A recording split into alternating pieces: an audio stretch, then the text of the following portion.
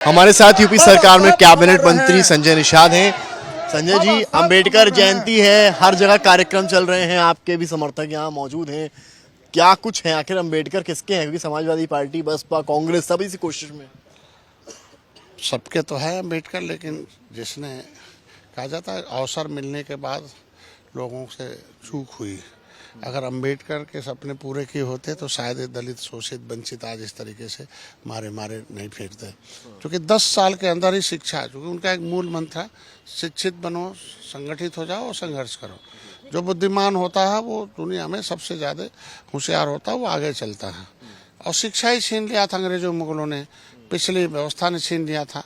तो अंबेडकर का कहना था कि भाई सोच से व्यक्ति गरीब होता है और सोच से व्यक्ति विचारधारा। अंबेडकर विचारधारा का मतलब कि ये जो स्वर्ग नरक दुनिया का धर्म के आधार पर उनकी विचारधारा से जो लोग वंचित हो गए, उनको संवैधानिक विचारधारा, संविधान में उनके बच्चों को व्यवस्था दी गई कि मजबूत लोग हैं, होशियार लोग हैं, जो देश का जो व्यवस्था के हिस्सेदार हैं, और जो व्यवस्था के शिकार हैं वो निर्बल हैं। जो व्यवस्था के हिस्सेदार हैं वो पैसा कमाएंगे, सरकार को चुकाएंगे और निर्बलों को। तो ये जो एक लाइन तो ये आज के दिन में है, कहते ना कि बाबा साहब के सपने अधूरे और निर्बल इंडियन शोषित हमारा। झारखंड के एक मंत्री हैं हफीजुल, वो कह रहे हैं शरीयत पहले है, संविधान बाद में है। तो शरीयत वालों ने एक अपना स्थान अल्लाह के नाम पर बनाया था कि उसका नाम पाकिस्तान है। तो पाक स्थान था तो चले जाना चाहिए था। वो ऐसे जितने लोगों को शरीयत से चलना था वो पाकिस्तान चले गए, जिन्हें शरीयत से चलना था कुछ लोग बचे थे बांग्लादेश चले गए। जो संविधान से चलने वाले थे, जो हिंदुस्तान से चलने वाले थे, वो इस देश में रहे। अभी भी कम से कम जरूरत है तो उनका वीजा बनवा दिया जाता है, वो चले जाओ वहाँ। लेकिन एक मंत्री पद पर रहते हुए आपको लगता है इस तरह का बयान, वो भी उस दिन जिस दिन अंबेडकर जयंती है, कि कहना शरीयत पहले है? और कुछ लोग हैं जो बाबा साहब संविधान बनाए हैं, उसमें शोषित, वंचित सबको, मुसलमानों की दशा SC ST से खराब। यही नेता जो बोल रहे हैं ना, इन्हीं की देन है कि 70 साल से आंख मूंद कर मुसलमान उठा रहा है पैमानों का झंडा और खा रहा पीठ पर डंडा, और अपने हिस्से का लुटा कर चलवा रहा है उन लोगों का धंधा। मैं कह रहा हूँ कब तक खाएगा डंडा? इन्हीं लोगों की देन है। हमारी सरकार उन्हें अनाज, मकान, इलाज सब दे रही है।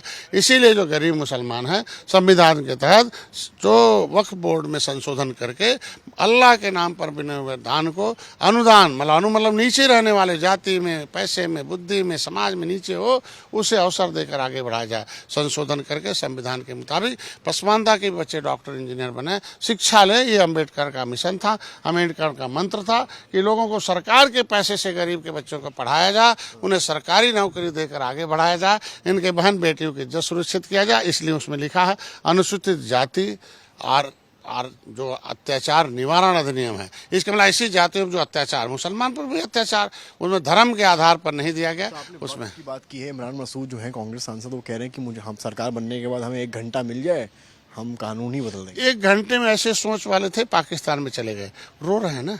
अब देखो उनको ना खाने भी ना मर रहे हैं, इलाज की ना मर रहे हैं, वो कहाँ चले गए? वही हैं लोग 1 घंटे में। यहाँ तो 1 घंटे में इनको 1 घंटे का 6 सेकंड लगता है बटन दबाने में। आज के दिन में इस तरह के विचारधारा वाले लोगों को सत्ता से कोसों दूर रख रही जनता। कह रहे अब हमें ऐसे नहीं चाहिए, आतंकवाद नहीं चाहिए, हमें इस तरीके का जो है असुरक्षा नहीं चाहिए, हमें माफिया नहीं चाहिए, हमें विकास चाहिए, हमें सुख चाहिए, शांति चाहिए, और जो मोदी योगी दे रहा है। बहुत शुक्रिया बात करने के लिए। यूपी सरकार में कैबिनेट मंत्री हैं और अंबेडकर जयंती का मौका है, तो इनके यहाँ भी कार्यक्रम जो है लगातार चल रहे हैं, तो बड़ा मैसेज दे रहे हैं और कह रहे हैं कि यहाँ पर शरीयत नहीं, यहाँ संविधान चलेगा। कैमरामैन गौरव गुप्ता के साथ समर्थ श्रीवास्तव, लखनऊ आज तक।